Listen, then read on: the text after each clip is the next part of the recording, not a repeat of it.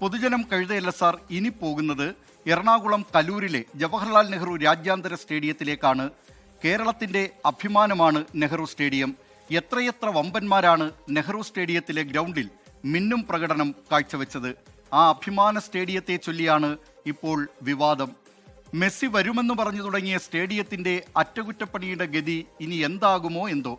മെസ്സിയുടെ വിൻഡോ തുറന്നില്ലെങ്കിലും തട്ടിപ്പിന്റെ വിൻഡോകൾ തുറന്നെന്നാണ് പ്രതിപക്ഷ ആരോപണം.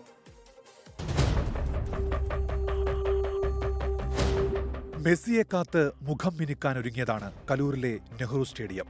നവീകരണത്തിന് പണം മുടക്കാമെന്ന് സ്പോൺസർ സമ്മതിച്ചതോടെ ഉടമകളായ വിശാല കൊച്ചി വികസന അതോറിറ്റി നടപടിക്രമങ്ങളൊന്നും നോക്കിയില്ല. സ്പോൺസർക്ക് സ്റ്റേഡിയം കൈമാറി.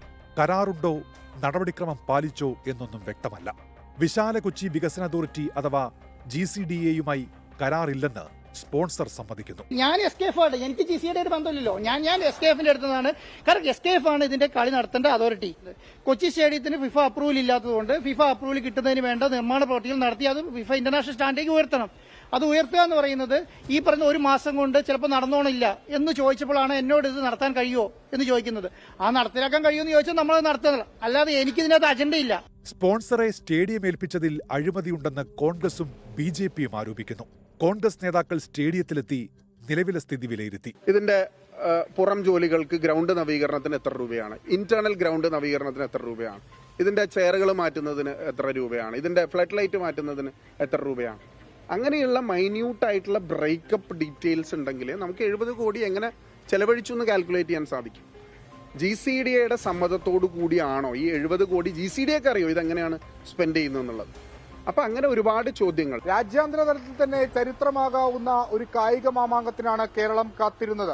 പക്ഷേ നിലവിലത് അഴിമതിത്താളുകളിൽ ഇടം പിടിക്കുമോ എന്നാണ് ഉയരുന്ന സംശയങ്ങൾ. VVIP ഗ്യാലറികൾ, ലൈറ്റിംഗ്, സ്റ്റേഡിയം ബലപ്പെടുത്തൽ, പുറമെയുള്ള അറ്റകുറ്റപ്പണികൾ എന്നിവ പൂർത്തിയാക്കുമെന്നായിരുന്നു അവകാശവാദം. സ്റ്റേഡിയം കൈമാറ്റത്തിൽ BJPയും സംശയം പ്രകടിപ്പിച്ചു. ആളുകളെ കബളിപ്പിക്കുന്നത് സംബന്ധിച്ച് അന്വേഷണം നടത്തേണ്ടതായിട്ടുണ്ട്. ഈ എന്തെങ്കിലും തരത്തിൽ ചർച്ചകൾ നടന്നിട്ടാണോ ഇവരിതെല്ലാം പറയുന്നത്? ഇടയ്ക്ക് മെസ്സി വരുമെന്ന് പറയുക, ഇടയ്ക്ക് വരില്ല എന്ന് പറയുക.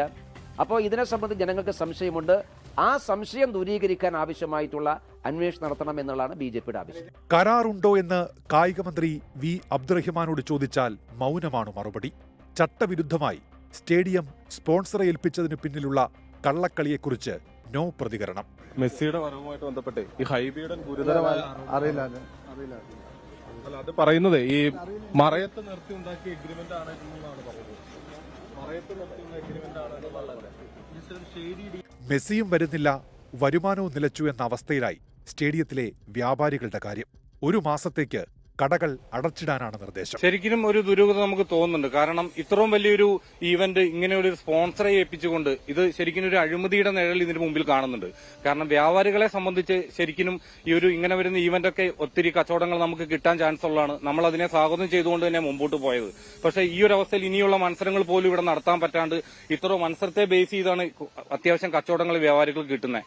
അതുവരെ ഇനി മുമ്പോട്ട് പോകാൻ അനിശ്ചിതത്തിൽ നിൽക്കുമ്പോൾ ശക്തമായി ഇതിന്റെ പുറകിൽ ഒരു ദുരൂഹത നടന്നതായിട്ട് ഞങ്ങൾ GCDA മറുപടി നൽകേണ്ട നിരവധി ചോദ്യങ്ങളുണ്ട്. ഹൈബീഡൻ MP ഇക്കാര്യം പരസ്യമായി പറഞ്ഞിട്ടുമുണ്ട്. 1. സ്പോൺസർ കമ്പനിയുമായുള്ള കരാറിന്റെ പകർപ്പ് ലഭ്യമാക്കുമോ? 2. സ്പോർട്സ് കേരള ഫൗണ്ടേഷന് നവീകരണ പ്രവർത്തനങ്ങളിലുള്ള പങ്കെന്താണ്? 3. ഡിസംബറിലെ ISL മത്സരങ്ങൾ സംഘടിപ്പിക്കാൻ സ്റ്റേഡിയം സജ്ജമാകുമോ? 4. അർജന്റീന മത്സരം നടക്കാത്ത സാഹചര്യത്തിൽ സ്പോൺസർക്ക് സ്റ്റേഡിയത്തിലുള്ള അവകാശങ്ങൾ നിലനിൽക്കുന്നുണ്ടോ? 5. നവീകരണ പദ്ധതിയുടെ നിലവിലെ സമയക്രമങ്ങളും വ്യാപ്തിയും എന്തൊക്കെയാണ്? 6. ഭാവിയിലെ കായിക സാംസ്കാരിക പരിപാടികൾക്ക് നവീകരണം ഗുണം ചെയ്യുമോ? 7. നവീകരണ പ്രവർത്തനവുമായി ബന്ധപ്പെട്ട് സ്റ്റേഡിയം പരിസരത്തെ മരങ്ങൾ മുറിച്ചുമാറ്റിയത് നടപടിക്രമങ്ങൾ പാലിച്ചാണോ? 8. ഫിഫയുടെ അംഗീകാരം പ്രതീക്ഷിച്ച സമയപരിധിക്കുള്ളിൽ യാഥാർത്ഥ്യമാകുന്നില്ലെങ്കിൽ ഒരു അടിയന്തര പദ്ധതി നിലവിലുണ്ടോ? 9. കേരള ഫുട്ബോൾ അസോസിയേഷന് നിലവിലെ നവീകരണത്തിൽ എന്തെങ്കിലും ഉത്തരവാദിത്തമുണ്ടോ?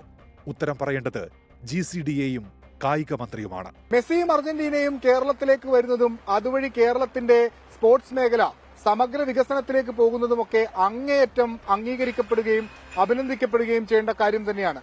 പക്ഷേ അതിന്റെ മറവിൽ ഏതെങ്കിലും തരത്തിൽ ഷെയ്ഡി ബിസിനസ്സുകൾ ഉണ്ടെങ്കിൽ അത് തുറന്നു കാട്ടപ്പെടണം.